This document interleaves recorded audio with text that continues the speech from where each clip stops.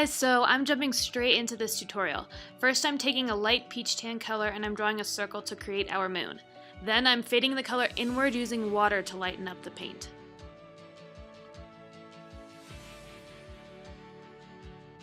Next I'm taking a medium orange and I'm blotting this around the middle of the moon.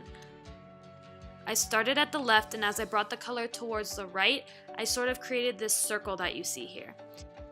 You'll notice that in some areas the color is really vibrant and in others it's really watery, and that is okay because we actually want textures, and this is what's going to create a textured look.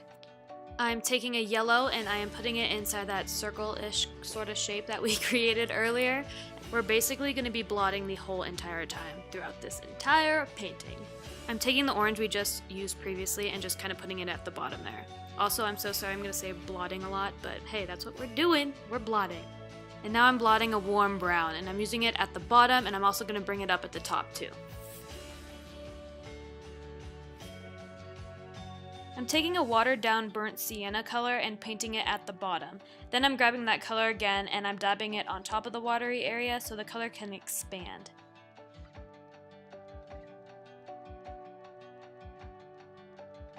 I'm taking that same color and just doing the same thing at the top here.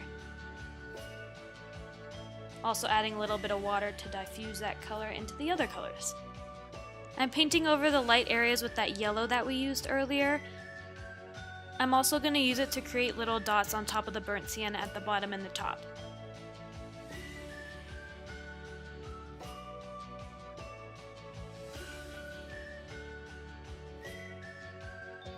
Going back in with that burnt sienna, and I'm just creating a bit of depth around that yellow circle-ish shape that we did. I'll call it the yellow crater. Let's call it that. Creating some depth around that yellow crater. Once you've waited ever so patiently for this thing to dry, go ahead and grab a gold metallic marker. I'm using a Sharpie, and I'm kind of outlining the yellow bits to create little craters. I'm also adding little dots just to give it a more majestic and textured vibe, because texture is what we want.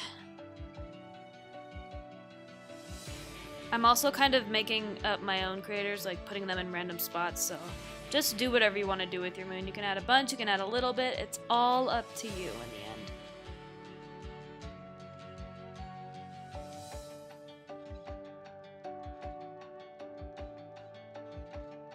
I'm going in with a white gel pen and I'm creating little white craters and kind of bursting lines outward just to create more of a circular shape. In case you didn't get that our moon was circular in the first place. It kind of looks like a sun. Like I'm creating like little suns in a way. I'm so sorry, I'm not very good at explaining this part, but make circles and make lines coming out from them.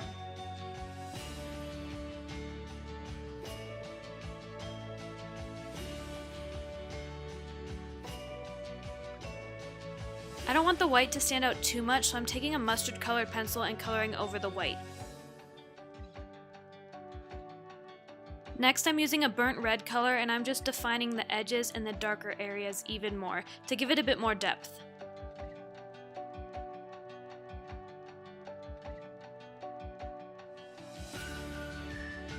I'm focusing on the areas next to the gold and the white colors especially.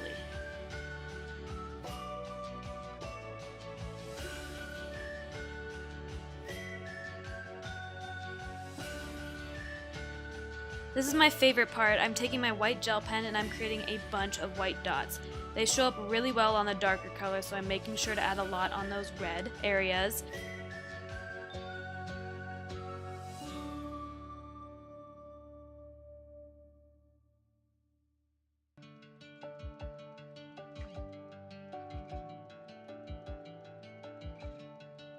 And that's it. I hope you guys enjoyed this tutorial and it was easy to follow. If you upload any photos of your creations, please tag me. I'd love to see them. Also, if you have any requests for what you want to see in the future, please let me know. I'm always open to your suggestions. Just leave them in the comments below. Alright, I'll catch you guys in my next video. Bye-bye.